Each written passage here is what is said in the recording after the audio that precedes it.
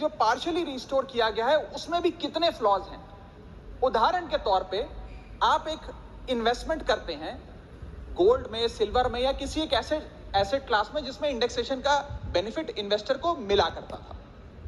आपने 1 करोड़ का investment asset ए में किया 31 मार्च 2001 को, और उसके ठीक अगले दिन 1 अप्रैल 2001 को एसेट बी में भी 1 करोड़ का इन्वेस्टमेंट किया। वो दोनों एसेट 7% CAGR के हिसाब से, कंपाउंडेड एनुअल ग्रोथ रेट के हिसाब से बढ़ते रहे, और आज वर्ष 2024 में उन दोनों इन्वेस्टमेंट्स की आज वैल्यू 5 करोड़ रुपए ईच है। अब आप ये दोनों एसेट ए और एसेट बी बेचते हैं बाजार में वर्ष 2024 में, और दोनों पे अलग अलग टैक्स आपको देना पड़ता है। ये मैं आपके सामने दर्शाना चाहता हूं। जब आप एसेट ए बेचते हैं जो आपने 31 मार्च 2001 को खरीदा, यानी कि 1 अप्रैल 2001 से पहले, तो आपको इंडेक्सेशन का फायदा मिलेगा। यानी कि आपका सेल प्राइस होगा 5 करोड़, आपका परचेस प्राइस है 1 करोड़, लेकिन इन्फ्लेशन एडजस्टेड परचेस प्राइस आपका 3 करोड़ 63 लाख माना जाएगा। यानी कि 5 करोड़ माइनस 3 करोड़ 63 लाख, आपका प्रॉफिट हुआ 1 करोड़ 37 लाख।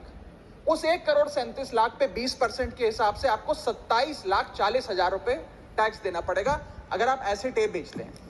लेकिन जब आप एसेट बी बेचते हैं जिसपे आपको इंडेक्सेशन का फायदा नहीं दे रही सरकार, क्योंकि वो आपने अगले दिन दूसरे वित्तीय वर्ष यानी कि 1 अप्रैल 2001 को खरीदा, तो आपकी सेल प्राइस है 5 करोड़, आपकी परचेस प्राइस है 1 करोड़, आपका मुनाफा हो गया 4 करोड़ का, और 4 करोड़ पे 12.5% के हिसाब से आपको टैक्स देना पड़ेगा, जो कि है 50 लाख रुपए। यानी कि एसेट ए जो आपने 31 मार्च को खरीदा 1 करोड़ का, 31 मार्च 2001 को, और आज आप उसे 5 करोड़ का बेचते हैं, तो आपको मात्र 27 लाख रुपए इनकम टैक्स देना पड़ता है।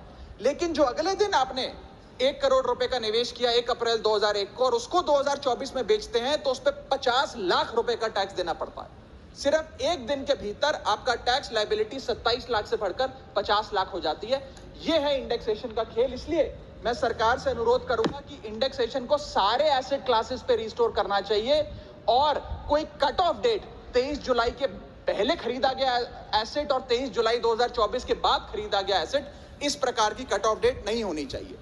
Sir, inflation is taxation without legislation. महंगाई वो दीमक है जो हमारे देश को खा रहा है, इसीलिए हम इन्फ्लेशन एडजस्टेड रिटर्न्स पे इनकम टैक्स लगाते हैं। और अगर हम ये सोच रहे हैं कि कल की जो अमेंडमेंट हुई इससे रियल एस्टेट मार्केट में को बड़ा उछाल आ जाएगा, तो ऐसा नहीं आने वाला सर। आज हमारे होम बायर्स हो या इन्वेस्टर्स हो, वो रियल एस्टेट खरीदने से बचेंगे, क्योंकि 23 जुलाई 2024 के बाद खरीदा गया जो भी एसेट है उस पर तो इंडेक्सेशन मिलेगा नहीं।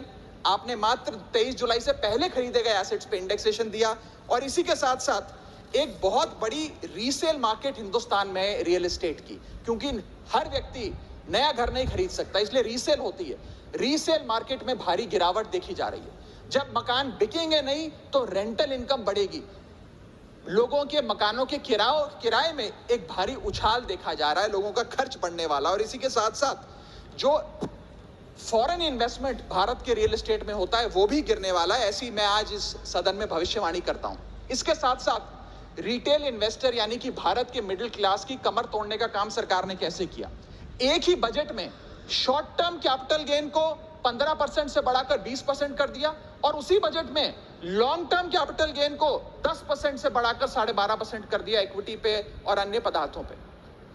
यानी कि आप एक ही बजट से तमाम तरीके के इन्वेस्टर्स जो शॉर्ट टर्म के लिए एक छोटी अवधि के लिए एसेट खरीदते हैं या लंबी अवधि के लिए एसेट खरीदते हैं, दोनों की कमर आपने तोड़ने का काम किया, और इस देश में रिटेल इन्वेस्टर को कुचलने का काम ये सरकार करने जा रही है। मैं आपके माध्यम से अनुरोध करूंगा कि don't take middle class retail investor for granted. हमें कैसे फाइनेंशियल इंक्लूजन इस देश में बढ़ानी है उस दिशा में काम करना चाहिए, ना कि कैसे हम इस देश में इन्वेस्टर्स, हाउस होल्ड इन्वेस्टमेंट्स और रिटेल इन्वेस्टमेंट्स को कम करें, उस सिलसिले में हम काम करें।